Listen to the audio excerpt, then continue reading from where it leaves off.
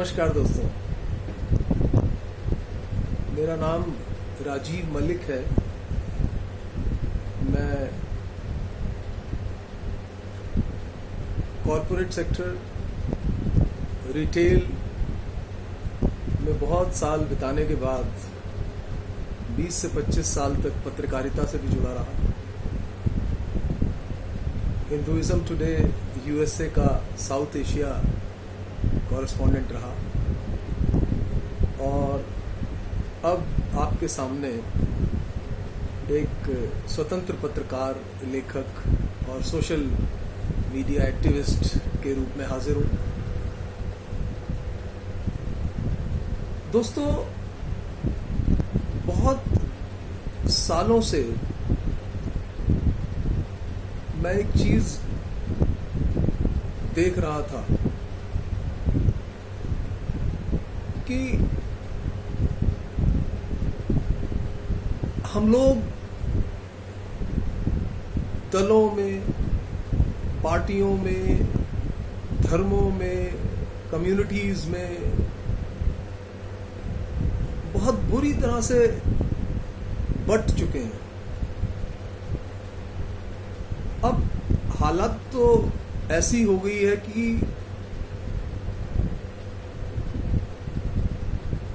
कोई हम में से बीजेपी आरएसएस वाला है, कोई कांग्रेसी है, कोई समाजवादी है, कोई तृणमूल से है, कोई मायावती का समर्थक है।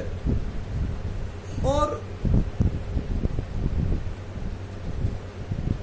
बड़े व्यथित हृदय से मैं ये कहना चाहता हूं कि किसी का समर्थक होना या किसी भी आइडियोलॉजी को परस्यू करना कोई गलत बात नहीं है। एक प्रजातांत्रिक देश में ऐसा एक बड़ा स्वाभाविक बात है ये। लेकिन सवाल ये है कि जब हम किसी पार्टी या किसी व्यक्ति विशेष को समर्थन देते देते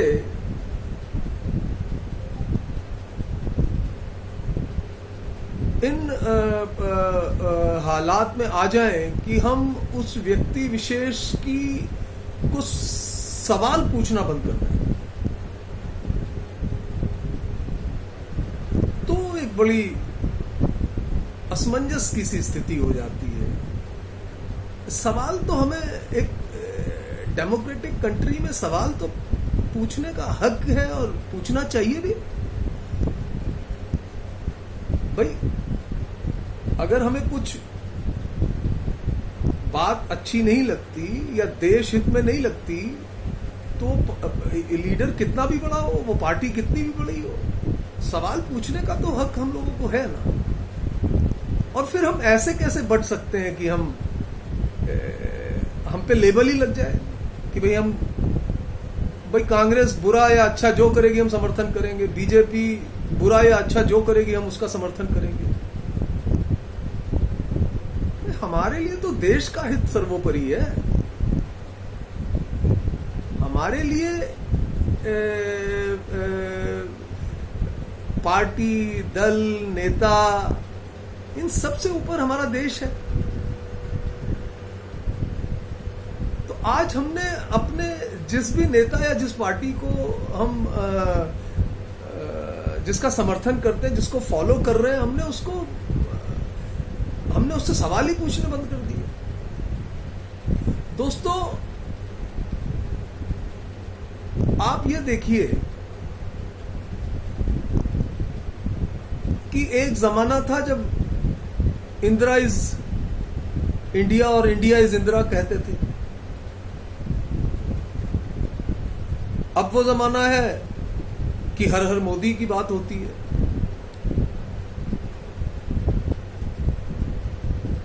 ठीक है, वक्त है, व्यक्ति एक पर्टिकुलर टाइम पे बहुत पॉपुलर हो जाते हैं, बहुत अच्छी बात है, उसमें कोई वो बात नहीं है। लेकिन कितना भी बड़ा कोई क्यों ना हो, उसको सवाल तो पूछे ही जाएंगे ना एक डेमोक्रेटिक सिस्टम में। देखिए बहुत बहुत दशकों तक चूंकि कांग्रेस में सवालों का पूछना बंद हो गया और उसका नतीजा ये हुआ कि वो पार्टी जो है, जो ग्राउंड लेवल पे जो भावनाएं थी जनता की, उनसे कहीं दूर हो गई और धीरे धीरे आप देखिए कि 2 से बीजेपी 380-400 जो भी आ गया वहां पहुंच गई। तो ऐसा इसीलिए हुआ कि कांग्रेस के भीतर आत्मचिंतन, आत्ममंथन और सवाल पूछना बंद हो गया।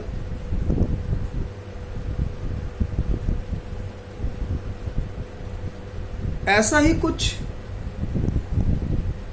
हमें आज भी कभी कभी होता दिखाई देता है। सवाल यह है कि अगर मैं कांग्रेसी हूं तो मुझे सोनिया गांधी जी से, राहुल जी से, प्रियंका जी से जरूर ये पूछना चाहिए कि भाई ये वाड्रा साहब जो है वो हमारी पार्टी के लिए इतनी बड़ी लायबिलिटी क्यों हो गए, क्या उनकी गतिविधियां हैं, क्यों जो वो कर रहे हैं। उन्होंने एक इतनी पुरानी एक लोकप्रिय पार्टी जिसका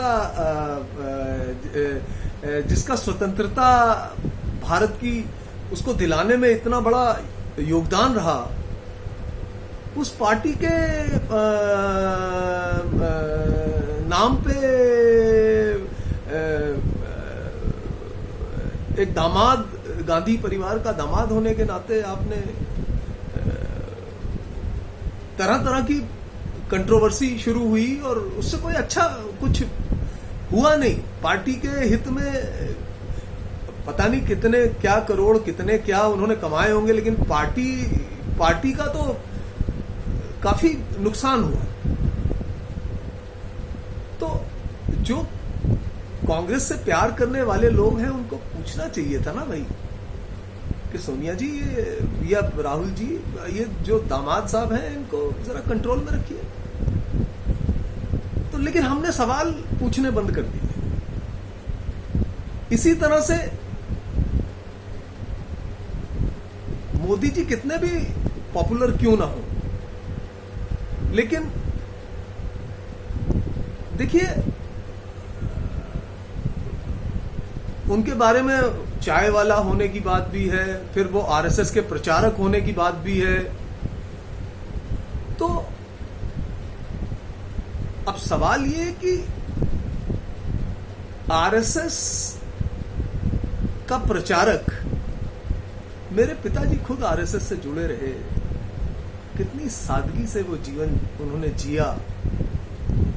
और अगर आप सच्चे मायनों में, मैं तो गया हूं आरएसएस के हेडक्वार्टर्स, ये जो प्रचारक हैं कैसे अपना पूरा जीवन ये समर्पण कर देते हैं समाज के नाम, कितनी सादगी से ये रहते हैं।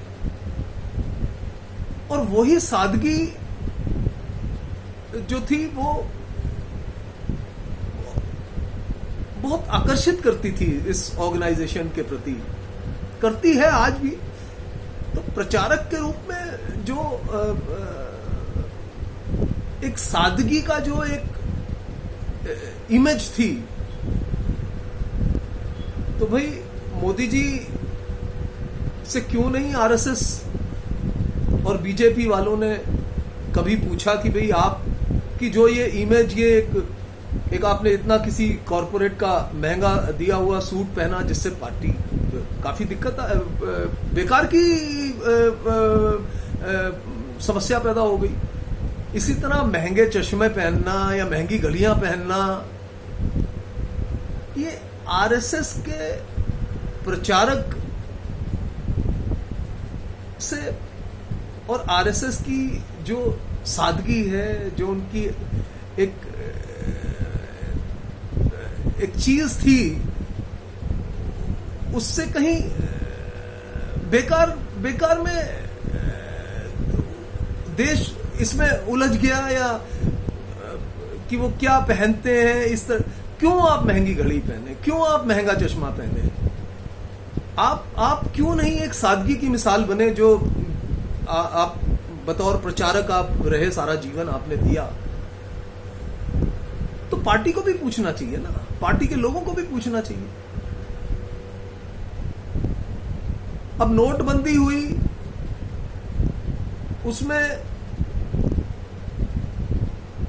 आइडिया अच्छा हो सकता है जो भी था, लेकिन उसकी एग्जीक्यूशन में इतनी प्रॉब्लम्स आई। अब मोदी जी से तो यही एक्सपेक्ट किया जाता था ना कि भाई वो एक बहुत जबरदस्त एक व्यक्ति हैं और एक डिसीजन लेने की क्षमता रखते हैं। लेकिन सवाल तो ये है कि हमें ये भी तो सोचना पड़ेगा ना कि हमारी इम्प्लीमेंटेशन या एग्जीक्यूशन की जो मशीनरी है वो कैसी है। अब जब बैंकों में हमारे लोग इतने करप्ट निकले और इतनी धांधलियां हुई, तो ये सब पहले नहीं सोचा गया। इसी तरह अब ये जो लॉकडाउन का फेज चल रहा है, सवाल यही है कि हम लोग सब इतनी नीचे स्तर की राजनीति पे उतरे हुए हैं कि इसको, अब आप बताइए, कोई भी होता, चाहे कांग्रेस का शासन होता या कोई भी होता, तो अब जो ये पलायन हुआ इसको कोई भी नहीं रोक सकता था। लेकिन होना तो ये चाहिए था कि भाई हम लोग मिल के हाथ जोड़ते हैं इन मजदूरों को कि भाइयों आप सबके सब, भाई हर पार्टी के, कांग्रेस का नेता, बीजेपी के नेता, आपके नेता मिलकर दिल्ली में खड़े हो जाते हैं, और हर शहर में इसी तरह से सब पार्टियों के लोग मिलकर खड़े हो जाते हैं कि भाई ये तो आपदा का समय है, ये आपातकालीन स्थिति है, तो आप लोग मत जाइए भाई, आपको खाना चाहिए, पीना चाहिए, रहने में अगर आपको दिक्कत है तो वो सब उसका इंतजाम किया जाएगा। लेकिन साहब राजनीति इतनी है, तो अब एक व्यथित भारतीय जो है वो बेबस सा होके ये सब देख रहा है कि मतलब बजाय संवारने के चीजों को, बजाय एक जो चैलेंज आया उसको मिल के मुकाबला करने के, हम गंदी राजनीति में फंसे हुए हैं। और सबसे बड़ा दुर्भाग्य तो ये है कि जो हमारे ये पॉलिटिकल पार्टीज के जो स्पोक्समैन टीवी पे बैठते हैं, मतलब अपनी पार्टी की गलत सही, बस उनको तो पार्टी और नेता का अंधा समर्थन करना है, वो उससे निकलता तो कुछ नहीं है ना साहब। जनता तो खुले बात करती है, लेकिन उसमें भी प्रॉब्लम ये हो गई है कि अब ये कांग्रेसी है, ये बीजेपी है, तो अब लोग एक दूसरे से बात करने में भी सोच समझ के बात करते हैं। अब कांग्रेस के सामने अगर आप राहुल सोनिया की कोई कमी निकाल दें या जोरदार तरीके से उनको क्रिटिसाइज करें तो उनको बहुत तकलीफ होती है। अब बीजेपी आरएसएस वालों को मोदी या शाह या जो भी लोग हैं पावर में, जो भी उनके मंत्रीगण हैं, उनको अगर आप क्रिटिसाइज करते हैं तो उनको बहुत दिक्कत होती है। तो अब सवाल तो ये है कि फिर अब इस सब का परिणाम ये हो रहा है कि हमारे आपसी रिश्ते ही खराब हो रहे हैं। मतलब अब लेवल लग गया कि मैं तो बीजेपी आरएसएस का आदमी हूं, तो मैं तो बस कोई सवाल पूछूंगा ही नहीं और गलत सही जो भी है उसका समर्थन करूंगा। तो भाई कांग्रेस वालों ने भी यही किया, आप भी यही कर रहे हैं। सवाल तो देखिए पूछने पड़ेंगे आपको। एक प्रजातंत्र में सवाल पूछने पड़ेंगे आपको।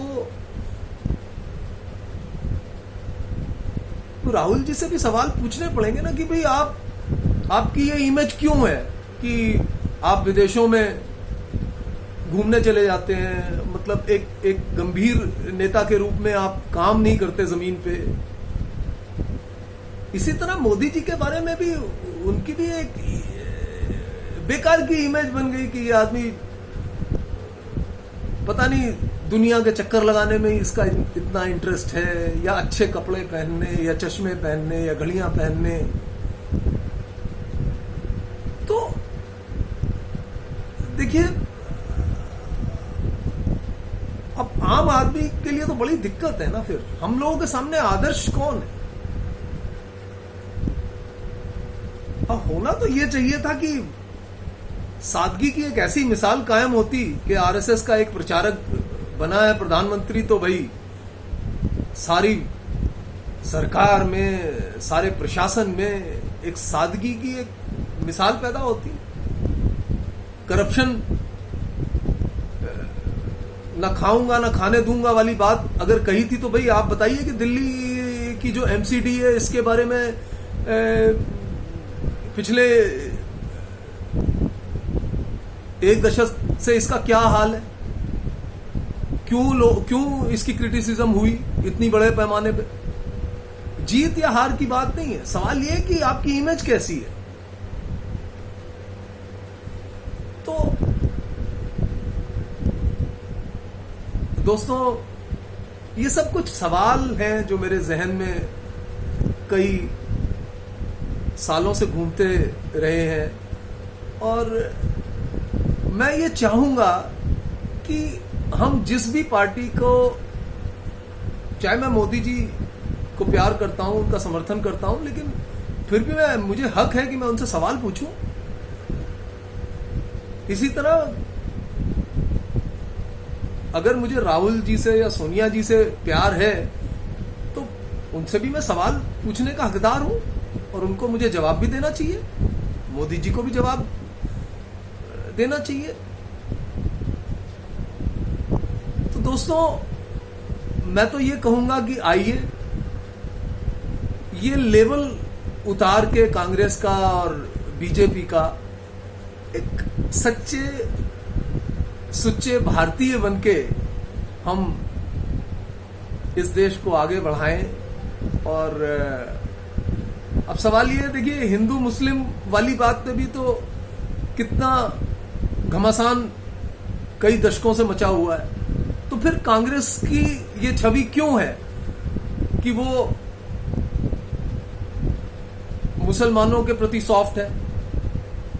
भाई आप हिंदू हो या मुसलमान हो, जो अच्छा काम करे वो ठीक है, जो बुरा काम करे वो गलत है। अब देखिए ना, दिल्ली में जो आप पार्टी का एमएलए था, अब उसके यहां एसिड बॉम्ब भी है, पेट्रोल बॉम्ब भी है, पत्थरबाजी भी है, फिर भी अंतिम समय तक पार्टी उसको बचाने में लगी रही। हर पार्टी अपने जो नेता हैं, अगर वो कुछ गलत करते हैं तो उनसे बिल्कुल पल्ला झाड़ लेना चाहिए। और पार्टी की छवि, देश की छवि, ये महत्वपूर्ण है, ना कि एक इंडिविजुअल अगर गलत है तो। अब जैसे आप अलग, अब मोदी जी ने पार्लियामेंट में आते ही कहा कि मैं तो साहब क्रिमिनल्स के खिलाफ फास्ट ट्रैक कोर्ट करूंगा और ये पार्लियामेंट क्रिमिनल से साफ हो जाएगी। लेकिन क्या ऐसा हुआ? तो अगर पार्लियामेंट में सभी पार्टियों के कुल मिला के 40-50% लोग क्रिमिनल बैकग्राउंड के, तो देश की क्या सेवा करेंगे? करप्शन कैसे खत्म होगी?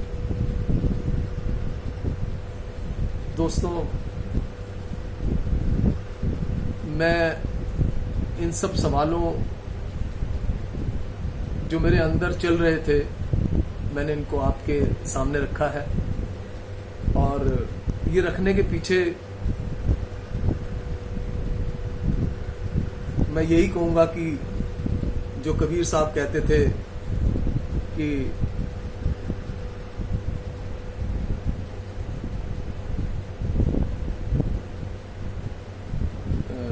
एक मिनट,